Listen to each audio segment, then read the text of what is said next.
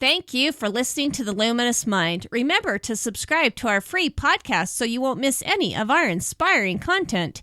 Here is episode 153. For me, the Constitution is a layer on top of these principles. It's not, a principle unto itself. And especially if you're going to tackle something that big and boil it down to young children, you're going to leave a lot of the essential stuff out.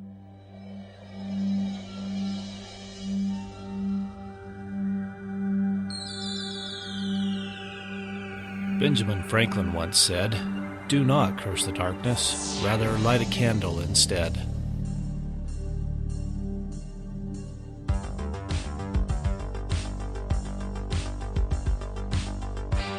If you're ready to set your mind on fire, then prepare yourself for the Luminous Mind with your host, Rebecca Bowman.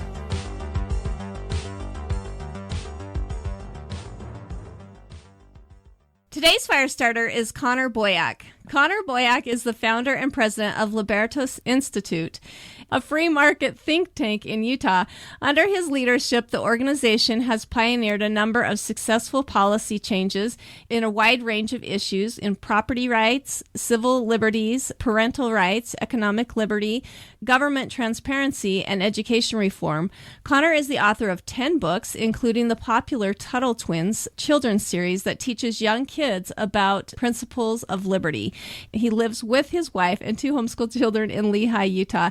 Welcome, Connor. Thanks for having me on. I appreciate it. I have wanted Connor on our podcast since conception of The Luminous Mind because I love his books, especially the Tuttle Twin series. But before we get started on any of that, can you go ahead and tell our audience a little bit more about yourself? Sure. So I actually grew up in San Diego, lived my whole childhood, young adult life there, moved to Utah, got married, and developed some roots here. Got 2 kids, and it's kind of interesting. In the latest book that I've written, which we'll talk about later, I kind of share some of my background where I'm kind of an unlikely candidate to do a lot of what I'm now doing. And when people who knew me from my childhood realize or learn what I'm doing now, it's kind of jarring for them to realize, well, wait a minute, how did you turn into that? And so I've kind of had a self-study metamorphosis after my college years, where I've really kind of turned my life, completely different path, completely different expertise and talents and priorities. And so it's kind of a model where I came to it a little late in the game.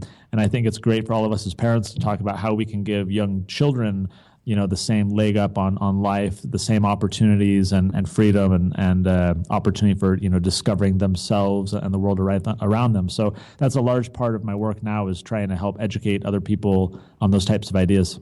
Well, and I want to hear the story. I want to hear the whole thing of how you came from one place to another. Tell me about that. So I grew up in your average Republican conservative household. We weren't really too partisan or political. My mom did serve on our local city council, but that was more from a community service standpoint than like a political or ideological rather standpoint. And so I didn't really pay much attention to politics or government or bigger issues like that really at all. And I think my mom had kind of tried here and there, but I just was disinterested. And as I was younger, I was actually, there were some subjects that not only did I do poorly in, but I really grew to dislike. One was English. I just didn't like how, dry and dull, having to sit in an English class was. I'm like, I know how to speak and write. Leave me alone. Like, why do I need to take this class? I really didn't like history. I found no value in it. I just wanted to, live the present and the future, and I didn't care about dates and people and whatever. So I was really disinterested in history. And then later, especially like in college, when I had these types of classes, I really grew to dislike economics. I didn't do well in that at all, or finance. It was so dry and so like irrelevant to my life. So what's interesting is that that's now flipped, where those issues are my expertise and forte, and it's really yeah, that's why I was laughing. It's really weird, right? And so the way that it happened for me was really after college. In college, in my later years, I had an employer that would kind of spoon feed me a little bit, or at least kind of expose me. Hey, read this article or check out this. And so I had gotten some light exposure, but when you're in school, you're just bombarded with tests and assignments, and your mind is filled with busy work. And I didn't have capacity to really ponder and pursue the things that I've now become interested in. So while there was a little bit of passing awareness of some of these ideas, it wasn't until after college I started just kind of reading different books, and I had free time to do so.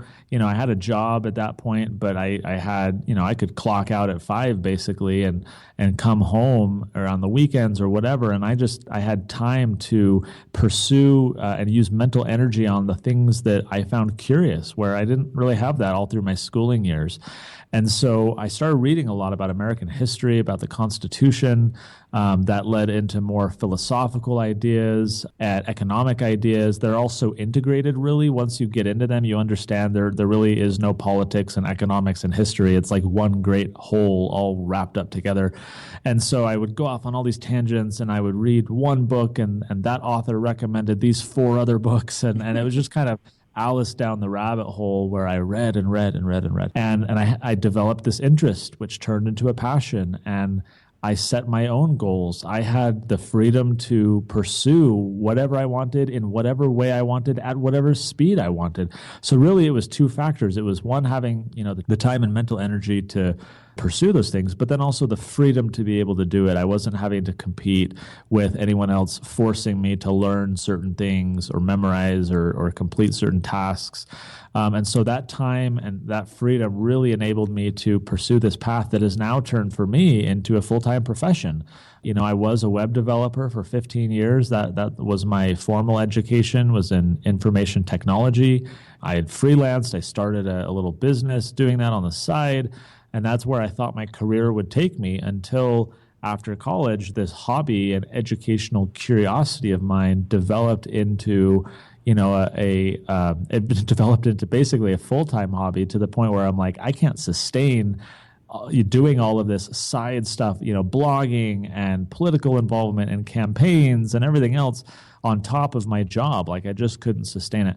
And so it got to the point where I said, you know what, that's where my passion is. When I wake up in the morning, what fills my mind with thoughts? It's those things, not my, web development. Like, I don't get excited about that.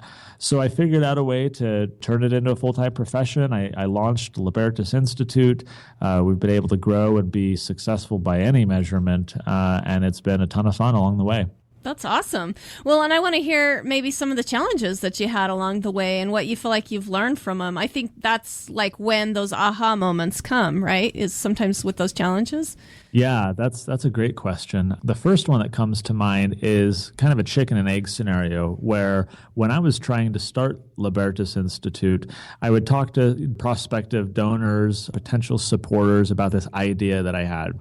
And the response generally that I got was, sounds interesting, but come back to me when you've already got it up and running. And I'm like, well, how do I get it up and running without the financial support necessary to do so? And so it was this chicken and egg thing where I had to figure out a way to launch this thing without any money, because these potential donors wanted proof. They wanted a demonstration that I could pull this off, that I was serious, that I was willing to sacrifice. And so what I ended up having to do was, for the first year, Libertas Institute was kind of a nights and weekends project. So I still had my job. I assembled a team of other volunteers. We would produce articles, do some research, do some marketing stuff, but it was all just on lunch breaks or, after the kids were in bed at night. But that showed to these potential donors we were serious about it. We were committed, that even at a sacrifice of our own free time, we wanted this thing to exist. So that's when, these potential donors were able to say, okay, I'm willing to put my money in because I know you're not just going to, collapse in a few months. Like, you're really serious about this. And so I hadn't anticipated that up front. I thought it would be easier to kind of get it off the ground. But we had to bootstrap it a bit. And so that was a challenge for me, where I had this grand vision of what I wanted our organization to be, but we had to kind of get into it a little bit slowly. I had to prove myself, not only to others, I had to prove myself, I think, to myself, and show, it's a daunting task to start a nonprofit organization, especially one with goals as ambitious as ours. and really trying to change public policy and change, affect the lives of untold numbers of people here in Utah and elsewhere. It was a big task. And, I had no formal training in this. So the self-doubt that you talk about was very prevalent in those early days because, I didn't go to school in nonprofit management. I hadn't run any other organizations other than my own little sole proprietor freelance business. So I didn't have any formal training, any experience, and here I was trying to just do this ambitious thing. So it was very much like my political and philosophical awakening was. It was all self-taught. It was experimental. It was trial and error. Fortunately, we had many more successes than failures, and so we've been able to grow it pretty quick and make a difference from the outset. But it's still daunting when you're trying to do something that you don't quite know how to do, and so you have to teach yourself and lean on mentors and find others who have gone before you who can help. It was definitely a learning experience. Well, and I love talking about the challenges because we do learn a lot from those challenges. I mean, all the things that you had to learn in order to grow, who you are, I'm sure is kind of a becoming of who you are now. So yeah, that's exactly right. So when you talked about, you kind of have a long story of, not a long story, but, a longer story of your awakening to principles of liberty and different things like that. What do you feel like your overall paradigm change was through all this time experience? Do you have any... something you can pinpoint? That's a good question. So when the paradigm changed, I think for me, I think a lot of people struggle with what I label anyways as inconsistency, where they claim to adhere to a set of principles, and they generally do, but they have their few issues that they make an exception for. And they haven't really, in my experience, most of these people haven't thought that through. It's not like they have a physical list that they've taken the time to put pen to paper and say, I believe in the free market for, these 83 things, but not for these 6 things. Like, yeah. It's not or that the conscious. Non-aggression principle type of thing. Yeah, exactly. And so that was me, right? Because I was this general conservative. I really didn't know what I believed. I had an outcome-based approach to policy. My opinions were just like, yeah, that seems right for that issue. And then on another issue, it would just be a separate, independent, arbitrary decision as to what I would support. And so for me, the paradigm shift, I think, came from reading the writings of Ron Paul. I came across Congressman Ron Paul in 2006. There was a documentary called America, Freedom to Fascism. And it was by Aaron Rousseau, who has since deceased. He was trying to show that these grand and noble principles upon which America was founded have basically been entirely abandoned, and now we have fascism. And it was a very interesting analysis, documentary. It was very eye-opening for me because it was kind of right at the outset of my own personal awakening. And I remember watching that, and there was this gentleman in there who made a lot of sense, and that I later found out was Ron Paul. I started reading a lot of his speeches, and what struck me more than anything was that even though these speeches were on a wide range of issues, they had a common thread or a foundation, and that was something that I hadn't at that point had a lot of exposure to, that intellectual consistency rather than the inconsistency that I've later been able to identify, I think is one of our greatest political problems.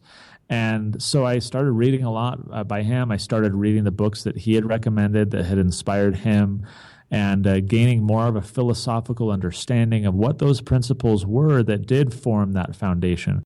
And it's interesting because now in our work with Libertas Institute, among the many things we do is we'll take positions on legislation here in Utah and say, good bill, bad bill, here's why. And what's interesting is in other organizations, they have entire committees dedicated to deliberating what their organization's position will be. Do we strongly support this? Do we moderately support this? Should we, oppose it? Whatever. And sometimes these people will say, well, how do you guys do it? Who's on your selection committee, or what's the process? And I say, it's a gut instinct. It takes literally 2 seconds once you understand what the bill does to think through, whether this adheres to or violates the related principles. It's not hard to understand if, a bill that prohibits homeowners from renting their homes on Airbnb whether that violates property rights or not. You don't need to have a 2-hour discussion about it and decide what position you'll come to. And so that foundation has served me well, where very easily you can see if things pass the sniff test and if they support or oppose those principles. And so for me, that was the paradigm shift, was encountering that philosophical foundation that Ron Paul, and then later, as I discovered, many others had. And I wanted to make it my own, and I have. And it's served me well. It's been very helpful in understanding proper principles, proper role of government, especially in our policy work, but even in teaching my children. When we try and help them understand what is right and wrong, there's not variance in public policy where some things are right at some times, but at other times they're not, just because some elected officials say so. Like there's something deeper going on, and what is that? And for me, getting those principles, getting that foundation was the paradigm shift. That's awesome. So kind of what I'm getting out of it, and correct me if I'm wrong, but maybe that a lot of people segment things. We segment our religious thing from our politics, from our education, from being a good person, but yet with just different groups like that, we've segmented ourselves. But from what I'm getting from you is once we have a principle base, all of those things kind of come together and mesh better. I think that's very fair. Like in a lot of my public policy work, at the end of the day, it's about trying to help families be, happier, freer, and more prosperous. And so even if we're working on some abstract principle dealing with transportation issues or whatever, it all ties back into the family. It ties back to the individual, and everything, I think, is interrelated. We can't treat each thing as a separate bucket or segment, like you say. I think it does a disservice to each individual thing if we disconnect them from the others. I think they're interconnected. I think we need to treat them as such. And I think in that way, religious people become political people. Education-oriented people become, cultural people. Like everything is tied together, and we can't just isolate the one from the other. I think we do a greater service to ourselves, to our families, our communities, if we approach life from that more holistic standpoint rather than a segmented standpoint. Yeah, look at the big picture. Right? Yeah. Oh, awesome. Let's talk about families a little bit, and maybe the inspiration that you had behind your Tuttle Twins series. Like I said, I just adore Tuttle Twins. Every time he's got a new book coming out, our homeschooling group gets together and we send off for large quantities because they're wonderful. But go ahead and give us the inspiration behind them, and then we'll kind of talk about each one and what they're about. Sure. Thank you for that compliment. The background of these books is that as a few years ago, I was looking on Amazon for literature for my young children. I've got 2 kids. And at the time, they were, I think, 5 and 2 or 3 or something like that. And I was looking online trying to find things that would teach them. You get things like the Berenstain Bears, and it teaches them about hygiene or about being honest. And that's great. Like it's a good introduction or segue for parents to also discuss those principles with their children. So I wanted to find the counterpart that would teach the philosophical ideas that I value, things like the free market and natural law and individual liberty and property rights and, even the non-aggression principle and things like that. So I went on a hunt and came up short. There was literally nothing. And there was some stuff for older kids, like the Uncle Eric series of books, the Penny Candy and so forth. But that's like preteens and teens. And I wanted to find stuff for young kids because that's what, I had young children. What is there for them? And literally there was nothing. There was a tiny bit of stuff about the Constitution for little kids, like little activities mostly. But for me, the Constitution is a layer on top of these principles. It's not, a principle unto itself necessarily. So. Well, and I don't mean to cut in right here, but Please. Don't you feel like some of those Constitution books or things that I've seen, really, they come from a false sense of like what was really behind the Constitution? I mean, that's what I've gotten. It's kind of been updated, in a really bad way of like trying to justify, how or why we have certain things the way we do now. Yeah, and especially if you're going to tackle something that big and boil it down to young children, you're going to leave a lot of the essential stuff out. And so for me, I wanted to go to just the really foundational level of the ideas. What were the ideas that inspired the Constitution, or rather, the founding fathers? What were the ideas that inspired the Revolution and the Declaration? What were the ideas that have made society progress and have more prosperity and freer markets? And there was nothing at all. And so a friend of mine is an illustrator, designer, just very talented individual, graphically, creatively. And he is very like-minded. And so I talked to him about this idea of doing our own book series, and he loved it. He loved the idea. And so we said, that the problem is we don't know if there's a market out there for this. And we weren't going to start like a focus group or a survey and try and do it that way. We said, you know what, let's just do one book. And if that book is a flop and a failure and just no one buys it, that's fine, because that book will exist, and we will have willed it into existence, and it will benefit our children. And that's, at the end of the day, like, that was our primary goal, was producing a book, a fun book to teach some foundational ideas for our kids. And if other people liked it, great, then we'll keep it going. If not, it wouldn't be a failure, because the book would exist and we would be able to use it, and it would have been a fun project. And so we started with we've had to figure out, like, okay, if we're only doing one book, what's the one book that we want to do? And so for both Elijah and I, we had been significantly influenced by Frederick Bastiat's booklet, The Law. Oh, I love that. Yeah. And so we wanted to choose that as our first book. So our first book is The Tuttle Twins Learn About the Law. It incorporates all of the basic ideas and principles that are in Bastiat's essay, wraps them in kind of a fun story. And fortunately for us, the response was overwhelming. It's been fantastic. Tons of people love them. I think many have recognized that nothing like this exists, that it fills a void. It supplements parents in talking to their children about these ideas, whereas I don't think many parents would think to talk about these concepts with, an 8-year-old. Maybe they'd probably think, oh yeah, when they're teens, we can start talking about these things. But these are concepts that can be very accessible to young children, and wrapping them in a fun story like this and making the ideas simple enough to convey them to young minds, these kids understand it and they enjoy it. And so why not appeal to those young minds, especially because the quote-unquote opposition is absolutely doing that. These kids are getting spoon-fed false philosophy and bad economics every day, especially if they're in public school. So we wanted to kind of play in that sandbox and offer parents a competing curriculum, if you will, so that they could expose their children to true principles rather than false ones. Awesome. Well, let's kind of go through the titles of what they are and what they teach. The first book was The Law, and it taught the foundation of liberty.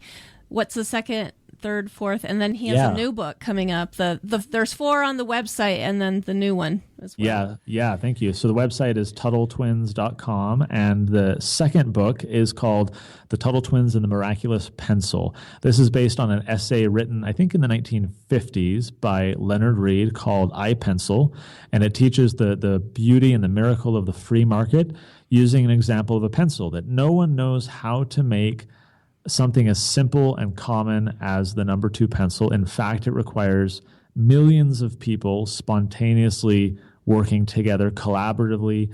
Think of even just like the wood.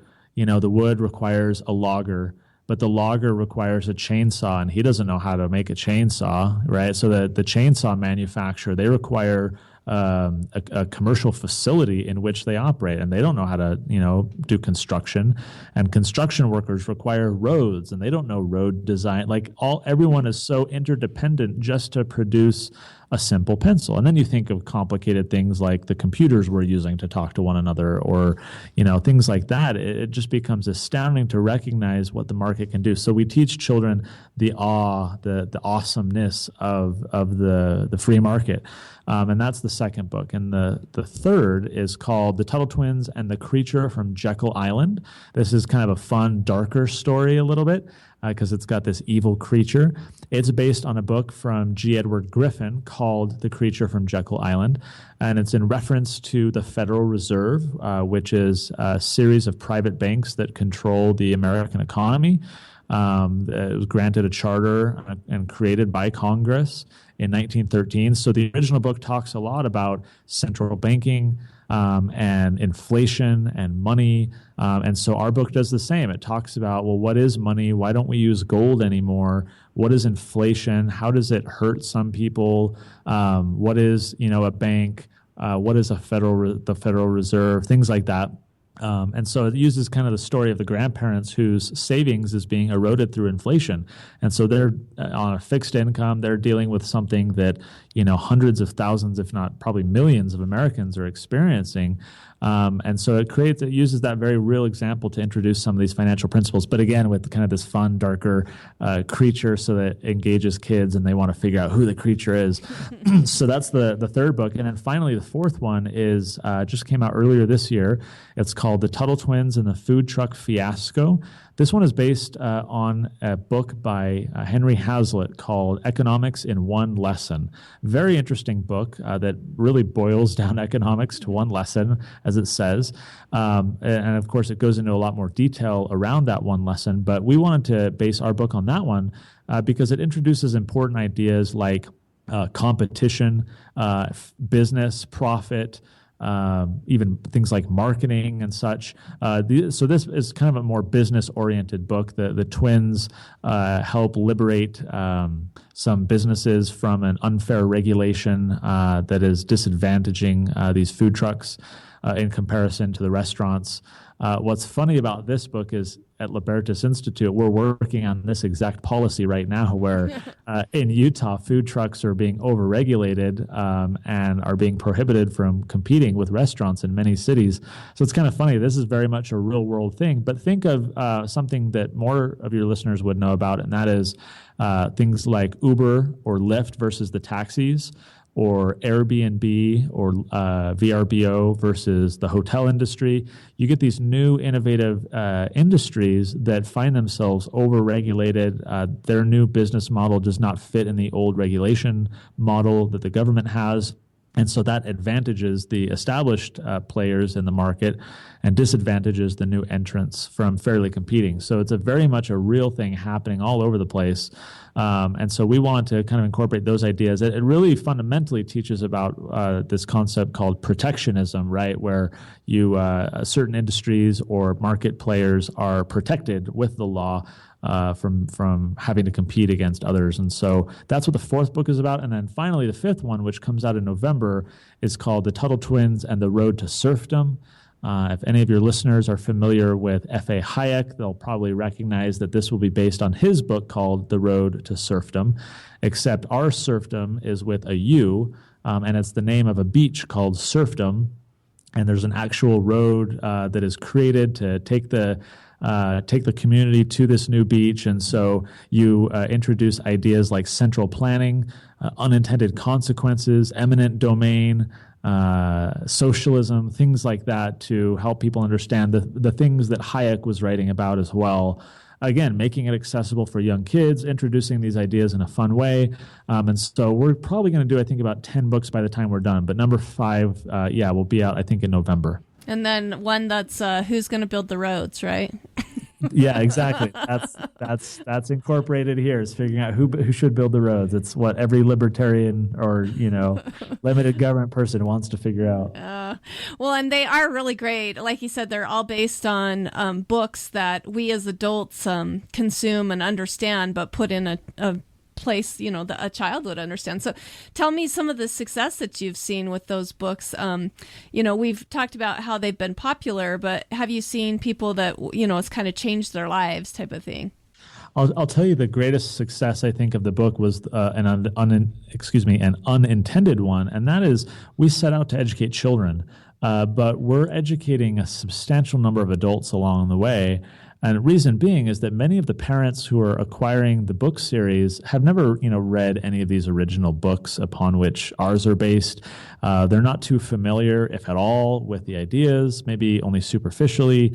And so here we provide them with an opportunity to sit down with their child and read this very non-threatening, engaging, fun book.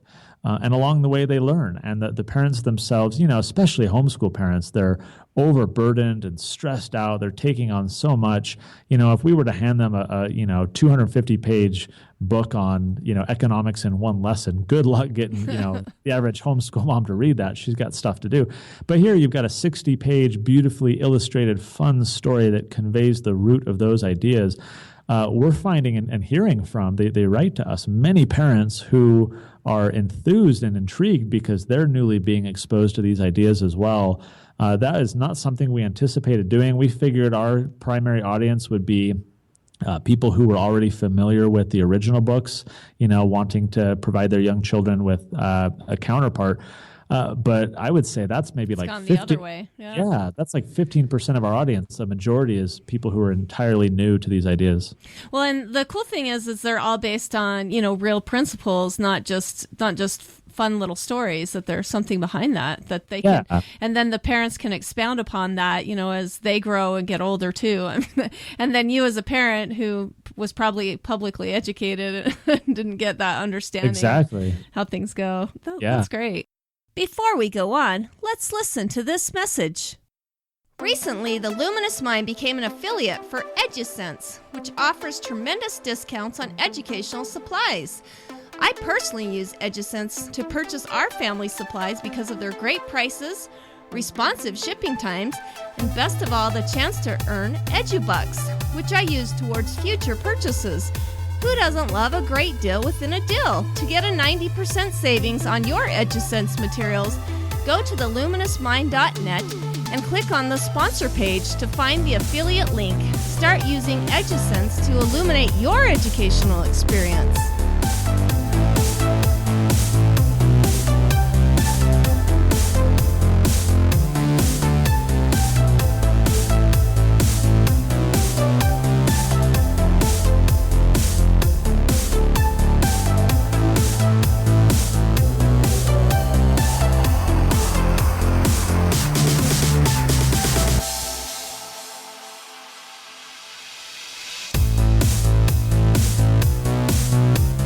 Welcome back to The Luminous Mind with Boyack, creating passion-driven education.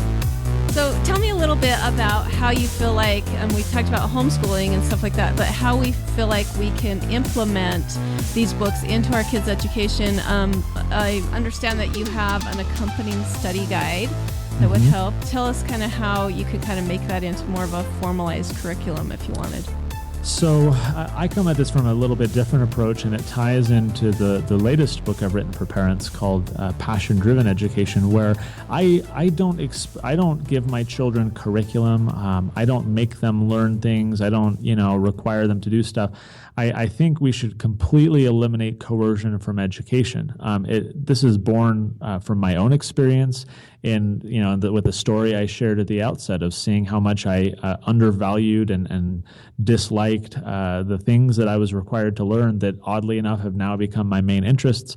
And so I try and approach education with my children the same way. I think that it's at least an ideal model, one that I struggle each day to fully adhere to. But the ideal for me is exposing children to all sorts of information that they may find interesting, but then letting them be at the steering wheel of their own educational path. And so that's why we try and make the Tuttle Twins books fun and interesting and something that they want to read. I think we're succeeding. A lot of the stories that we've heard from parents, are that their kids read the books over and over and over again, which helps with retention, of course. And so we've tried, even with so we do an activity book, and every book has like a 20-ish page series of activities that, if the parents want and the children want, they have a fun opportunity to maybe do a crossword puzzle or a service project or a discussion group or whatever based on the book that they read. And so we want to provide kind of a supplement to the parents to do it, but I've never really anticipated turning the Tuttle Twins idea or the books into anything necessarily as a formal curriculum. I think more than anything, what I would want to see happen is that it's kind of a launching pad or an inspiration for parents to then figure out for their specific child and their specific interest what might be something interesting that they could do their own spin on something. Or maybe they end up going to city council meetings and taking notes for their community's Facebook group to educate the public on what's happening. Or maybe they start their own small business to apply the principles that they learned in the Food Truck Fiasco book. I'm often asked what people can do to be able to do what I do. Like, hey, how can I be involved? Or I want to support you guys, or I want to do, what you're doing, and how do I do that? And my general answer is, I don't have any recommendations about that at all, because I think every person has their own path, their own unique talents. And maybe in some limited circumstances, that person will be the right fit to come work for us or do what I do and follow the same path. I really believe in the division of labor, and each of us has unique talents, unique interests that will form our own path that we forge. And I think part of life too is the forging of that path, not following somebody else's path, not doing what society thinks you should, not completing a curriculum that someone else has provided you off the shelf, but in navigating your own path, in the process discovering yourself and discovering the world around you. So it's much more of a flexible, dynamic approach that I prefer to take. And so I guess the short answer to your question is we've never really anticipated anything more formal than just providing parents a resource that they can use in whatever creative, interesting, unique way they can think of in their family. Well, and I love the idea we kind of talked about before we started. You talked about it just a minute ago too, that kids could get together like for discussion questions. I think it is a great way that you could, great books that have the principles underneath, lying there, that kids could get together and do like a colloquium type series with them. Yeah, like that'd be phenomenal. Yeah. Oh, great. So let's kind of move into your book. You mentioned it, the PassionDriven Education. What's the inspiration behind that book? Sure. So it's born of the exact story I shared at the outset, that it took me until my mid-20s to love learning and find out how to find out where my path was. And as I began having children, I did not want them to wait. I didn't want to subject them to 15 years of what I thought they should learn or what society thinks that they should learn. I wanted them to have those two elements that I referred to at the beginning, time and freedom. And so I wanted to find a way that they could embrace those at a very young age. And so that combined with, all sorts of different sources, great books, TED Talks, families I know who have kind of implemented something like this model over time, all of those ideas culminated in a presentation that I began giving a couple years ago. I've since given this presentation, I call it PassionDriven Education, to audiences around the country over the past couple of years, and decided earlier this year to turn it into a book to get the ideas out there a little bit more. Fundamentally, what it's about is finding a way to help your children preserve their natural curiosity. Every child is naturally curious. It's the way we're wired. There's some fascinating research about the neural development of babies, and just through observation and imitation, how young humans learn. I think it's the school system that really hampers, impedes, and in many ways completely eliminates that natural desire of curiosity, to the point that it needs to be rehabilitated later in life for many of these adults, and maybe some never get that. And so I want to find a way to preserve that for my children, and then obviously to help other families be able to do the same. The way that I found success is in this idea that I've called passion-driven education. So I gave a keynote address a couple weeks ago to this large charter school organization of teachers and everyone else. And what I conveyed to them, I was talking about this idea, is that too often I think that we speak to children in different languages. Imagine if you were to place a child into Bosnia and all of a sudden expect them to figure out how to, take care of themselves and go about life speaking a completely foreign language. Well, that's absurd, and we would be a negligent parent for doing so. What happens when, in trying to educate our children, we speak to them in the language of math, or in the language of science, or in the language of history, and we treat each subject in its own abstract bucket or segmentation, as you were referring to earlier? Let me give you a more concrete example to drive home what I'm saying. Rather than speaking in those different languages, like for math, you're speaking in X and Y, or in history, you're speaking of, dates and people, or in science, you're speaking of all these different, names of genus, different animals and scientific processes or whatever. What if instead you use the language that the child is familiar with? So, and that I think is the child's world, what goes through their mind, what they're interested in. And so the examples that I share in the book are the way we do it in my home. So to be very specific, my son, as an example, loves Angry Birds. He loves it to the point where he's memorized everything there is to know about Angry Birds. He loves it. Some would say he's obsessed with it. I think that's a negative connotation on what should be a very, positive opportunity, where this is a language that my child has developed a fluency in all on their own. So rather than speaking to him in the language of math, what if I taught him math in the language of Angry Birds? Because now I'm using a fluency he's already developed. I'm not speaking to him in, Bosnian or whatever language they speak in Bosnia. I don't even know, and now I feel kind of embarrassed that maybe it is Bosnian. I don't know, but I'm speaking to him in the language of Angry Birds. And so rather than saying 2x plus y equals 8 or whatever, I can say 2 mighty eagles, plus a bomb is one of the other birds, or whatever. All I do is replace the variables with acronyms for Angry Birds. And we started when he was 6, and my 6-year-old started learning algebra beyond what kids twice his age learn in school. And for him, it wasn't learning. It was this unique, fun thing to keep playing with Angry Birds. When I teach him about science, I use things like when I taught him about gravity or force and acceleration, I used the physics inside the Angry Birds game itself to introduce these principles. Like, hey, do you know why? Oh, and he flips the rubber band. Why the birds fall down? Whereas in the Angry Birds space game, if you fling them into space, they keep going. Why is that?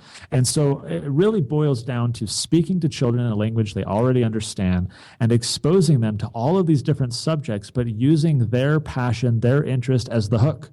And all of a sudden, children love it because you're affirming their interest, you're affirming their individuality, but you're helping them learn more about a world they already appreciate. It's not taking young Connor and saying, hey, we're going to teach you about supply and demand curves. It's, hey, you like, Jurassic Park. I want to teach you about what it would cost to actually operate the Jurassic Park facility. Is that something that would be interesting? Oh, yeah, okay. Well, because then I'm learning more about dinosaurs and the movie that I loved as a youth. So really, it's just latching onto what kids are already latching onto themselves. So obviously, the book goes into a lot more depth, some of the pedagogy and the principles behind it, some of the examples and the success stories and so forth. But it's been a really fun process in our family. In other families, we've observed doing this as well, because you really shy away from the off-the-shelf curriculum and what some textbook developer thinks your child should know at a specific age, and you're letting children be individuals and take charge of their own lives and learn in a way that we as adults learn. We don't learn as we learned in school. For those of us who went to public school, that's an arbitrary and fake way to learn. And so it's really letting children be humans and be like adults and mimic and practice and grow, not in an arbitrary way, but in a much more natural and organic way. We've had good success with it. Obviously the book has more detail, but that's kind of the gist of the idea. Oh, I love it. So it sounds like it's a framework kind of how parents can take their own messed up education. I mean, because I do have a hard time relating, because I was learning the language of algebra instead of learning the language of parenting, or Exactly. learning the language of laundry, type of thing. Or Every which are total skills that we need, to Right. understand. And every homeschooling parent, I stress this in the book because it's something I've seen so often. Homeschooling moms especially feel like they need to be subject matter experts in every subject under the sun. Otherwise, their child will miss out. And obviously with co-ops and things, we're now starting to be able to supplement that, and parents can receive support from others with expertise in different areas. But under this approach, a parent is not a subject matter expert in anything. You're just a resource provider. That if your child, develops an interest in, Star Wars, all you're doing is finding things to expose your child to as they develop their passion more and more deeply. Maybe you're driving them to an apprenticeship that they've been able to do, or you're talking to your neighbors about, hey, does anyone work in this profession? Can my child job shadow you? Like, you're helping your child network and find the resources they need, rather than thinking you need to know everything that you then have to pass on to them. It's much more liberating. Yeah. Well, and I love the kind of the flipped idea. I mean, in my mind, it seems flipped, especially from where we came from, kind of that socialist education of, these are the subjects that you'll learn, and then flipping it to things that you love to do. And we kind of have the mindset, or at least I do, is the fear, behind, like, well, if I let my kids just do what they love, that's all they're going to do. Kind of like you said, they develop Right. an obsession with something, but kind of putting it back to what you said, though, is that, if we can put the language, I love how you've phrased that, I guess, of, put their learning in their own language, they'll expand that learning, and they'll actually learn more than when they're forced to learn.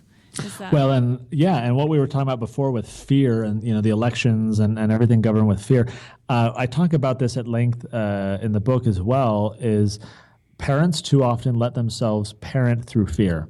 And especially when it comes to education for their children, they fear their child missing out. They fear lack of opportunity. They fear what other people are going to think of them, type of thing. Right. Yeah, definitely. And I think we need to operate more from a position of faith. That maybe if your child wants to, ride horses all day, every day, and that's their passion, maybe we need to have faith that this isn't an unhealthy practice, but this is part of their individuality and their life path, and have faith that they're going to find, some horse-related career or whatever in the future that, and if not, maybe they're going to find a very meaningful life skill and hobby that will make them feel very valued and be a huge part of their life. Like, when we curtail these children from spending significant amounts of time on things, even video games. There was a story I didn't include in the book of a parent who was very concerned about this when their child was attending Sudbury Valley School, which is kind of a formalized unschooling approach, and they were worried about it. Well, that child went on to be a video game developer, a very successful developer creating video games, because it started with their passion of being a consumer of those games, turned into a very lucrative profession and a very meaningful skill for them to have. And so it's hard to predict the future. And when we operate in a position of faith and clamp down and say no or regulate it too much, it's not that we shouldn't be parents and make sure they have balance and all that kind of stuff. But I think we need to be careful that we're not disincentivizing or discouraging the development of passions, quote, obsessions, that might turn into their futures if we let them. We could go on and on about that, because there's so many inspiring thoughts that come to my mind. But one question that I did have for you was with parenting on this and creating that balance, how do you let them follow that passion? How do you feel like you let them follow that, obsession that they have, but then also keep them balanced? So, like when it comes to my son and Angry Birds, there have been a couple times where it clearly got a little bit too excessive. And so we just decided to take a little break.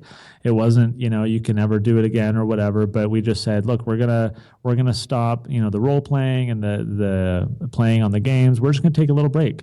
And you can do plenty of other stuff and whatever, and we'll come back to it in a little bit. And that just allowed a little bit of a reset.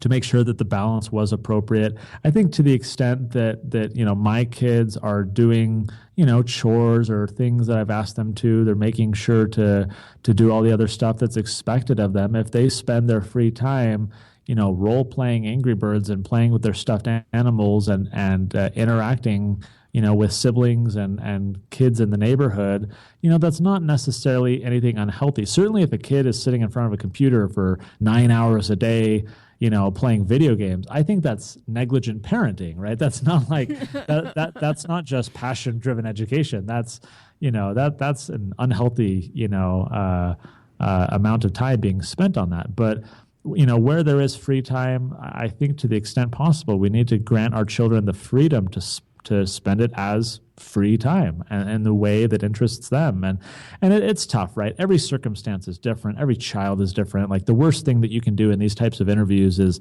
say, this is how it should be done. Yeah. But every parent, every circumstance should do this way. So I try and be very cautious and saying, look, this is how it works in our family. Here are the successes that we've seen. It's a very, very much an alternative way of thinking to a lot of parents. But, I've had tons of people reading the book before it came out to give, their input and feedback and help shape the book along the way. And the response was so positive. And, many of these parents had never considered this before. Many of them were kind of jealous of their children saying, yeah, we're going to implement this. And, oh, how I wish that my parents would have had this book to do it with me.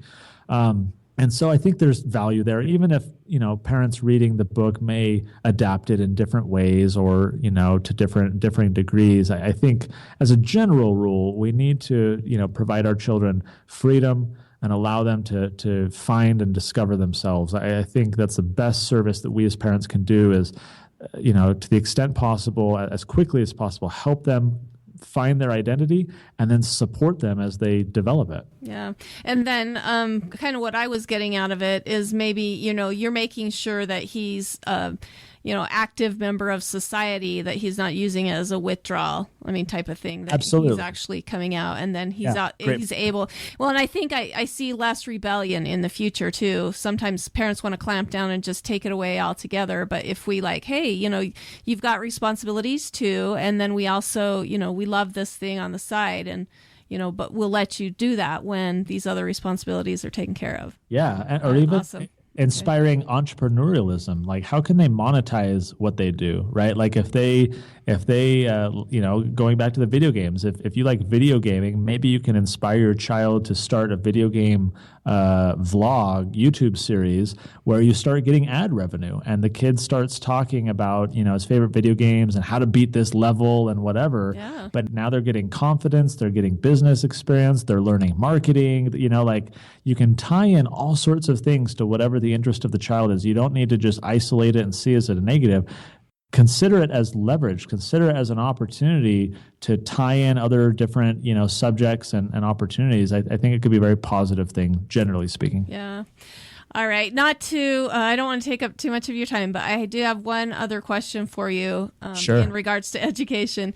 With all your public policy, the things that you do, we know that you homeschool your kids, but what do you feel like the future of education could do to improve education and bring that passion into learning that's the more of the brick and mortar type of schools that we send our kids? Do you see that this could be implemented and in any part into traditional public school, or what's the future of public education? I think the future of public education is choice. It's something that does not exist in most public schools. You get a little bit of it when you move into charter schools in the states that have those. But then they're state funded, right? And exactly. So they're beholden to the right. And they follow state standards, and so they don't differ a lot. And then, you move into private or homeschooling, but too often I find that especially homeschoolers will replicate in their home the schooling that they just abandoned. It's literally school in the home rather than something different. But I think we're at the cusp of something really interesting, and that is the explosion of homeschooling co-ops. I think this solves one key problem, and that is parental burnout. So you create this support network with like-minded parents. You have different expertise, so one mom was a biology major, so she can, do a little science class. And one mom was an English lit major, so she can do, a writing class or whatever. And so you create a community-based education model, which is really hearkening back to, the way things were often done before. And so I think the explosion of two things. One is homeschooling co-ops, which are fueled, I think, especially by social media, where like on Facebook, we can identify who people are in our area that are homeschooling, that have the same values. We can create those networks in our communities. I think the other thing is the internet, frankly, all the resources online. Yeah. The proliferation of things where now parents can really create a completely customized curriculum for their children. You don't have to rely on classes. And if you want classes, you can go online and take, like Ron Paul Homeschool or Tom Wood's Liberty Classroom or Khan Academy or Coursera or MIT, any number of things. Like we're going to the point not only where there's an abundance of educational material, but where the price point is plummeting towards zero. A lot of the materials I mentioned are absolutely free. Yeah.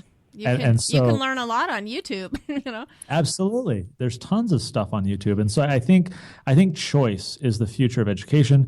I think before too long, it's going to be very difficult for public schools to compete, especially as you see more states adopting what are called education savings accounts, which is this new idea, better than vouchers, a little bit different, where much like your health savings account, you're given money on a card to spend for your child's education. It's the tax money. And you can choose to send your child to public school, or you could use that money for a field trip or for a Khan Academy, or online video subscription, or going to this private school for a semester or study abroad or whatever.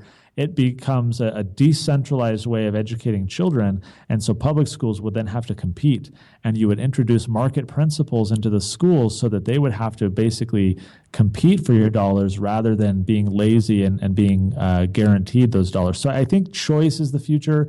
I think to the extent that the laws can change to really infuse the process with choice, and to the extent that we as parents can not only harness the existing choices, but push them down to our children, give them the choices of, what do they want to do and what are they interested in. We're at a point where I think it's so easy and so much of that is available. We'd be fools, I think, not to take advantage of it. Yeah, and then we get the best quality too, right? Sure. Great. Awesome. Well, before we say goodbye, I've had such a fun time talking to you, but give us some final parting words, and then please give us your contact information, how we can get in touch with you. Yeah, thanks again for having me on. I guess as a parting word of wisdom, it's so trite to say that the children are our future, that the rising generation is important, but this is something that statists and those that have a very big government type of approach have recognized and exploited for almost a century now, back to the progressive era. And I think we need to compete. Those of us who understand proper principles and natural rights and proper role of government, like we need to make sure that our children are not being inculcated with bad ideas that we then have to root out of them in the future. When you look at how so many people if we can root them out, right? If at all, at all. Sorry. When you look at, no, that's fine. When you look at what's happening right now in American elections and the fact that, Donald Trump and Hillary Clinton are the two primary candidates, it's just to me, it's a stinging rebuke of our society that we've let it come to this. And when people say, how did we get this far? I always point to public education. When you look at the byproduct of public schools and the fact that so many kids are ignorant about the ideas that we've been talking about, well, of course, that leaves it to those who, are conniving and want to exploit the system because no one else is paying attention. Nobody cares. So I think we really need to invest in the future. It's hard to change the present, hard to change the minds of adults. But if we strategically find ways to educate the rising generation and give them a foundation of freedom, I'm very confident about what the future holds, while not too confident about what our current generation is going to do with things. So as for how you can find me, Connor Boyack, I'm easily Googleable. Look me up online. You can find my website, TuttleTwins.com is where you can find those books. You can find PassionDriven Education on Amazon. But again, I'm easily Googleable, so if any of your listeners want to know more, they can easily find me. Okay, and Connor Boyack. Boyack is spelled like boy, Boyack. And again, his website is thetuttlетwins.com. And we'll be sure to link all that information that we discussed today on our website as well. But thank you so much, Connor. Like I said, this is I'm starstruck because I just really appreciate you coming on and helping us light our minds on fire. Well, thanks for having me. I appreciate it very much. Thank you for listening to The Luminous Mind. To learn more about Connor Boyack and to get his books, go to our show notes at theluminousmind.net. Be sure to become a subscriber to our free email list and get our new monthly newsletter. Then check out the Services tab to see how we can continue to assist you, our fire starters. Also, to help us continue production of inspiring content, go to the Sponsor tab at theluminousmind.net. For more information on sponsorship and affiliate programs. Like us on Facebook, follow us on Twitter, Google+, Pinterest, and now Instagram. Get our free audio content by subscribing on YouTube, iTunes, and Stitcher. To help us grow, consider these easy ways. Tell your friends about us, leave us a review, share our content, tell us how we can help you so together we can continue to light minds on fire and change the paradigm of education.